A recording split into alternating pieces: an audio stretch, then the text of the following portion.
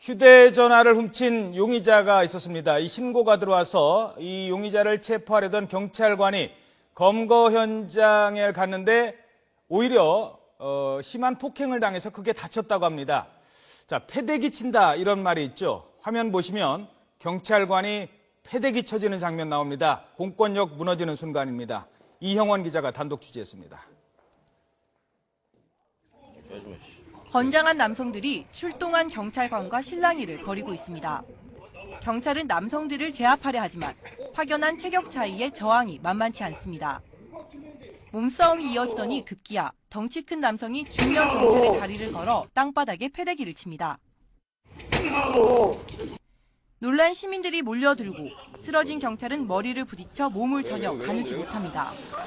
지난 6일 저녁 서울 도심 한복판에서 벌어진 일입니다. 많이 놀랬죠. 그래서 막 도와주세요 얘기를 많이 했으니까.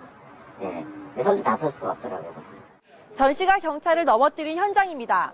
당시 폭행을 당한 경찰은 머리를 다쳐 잠시 기억을 잃기까지 했습니다. 경찰은 31살 전모 씨 일행이 오락실에서 휴대전화를 훔쳤다는 신고를 받고 체포하던 중이었습니다. 전 씨는 결국 구속됐지만 폭행당한 경찰은 충격에서 헤어나오지 못하고 있습니다. 처음에는 저도 몰랐는데 한 10초 동안 기절해가지고 가산병원에 이제 사진 찍고 좋은 치료하고 있습니다. 공권력에 대한 도를 넘은 무모한 도전은 갈수록 흉폭해지고 있습니다. 순찰차에 올라타 위협을 가하고 경찰서에서 흉기 난동을 부리기까지 합니다. 지난 2012년 공무집행 방해로 14,000명이 검거된 이후 비슷한 수준을 유지하고 있습니다.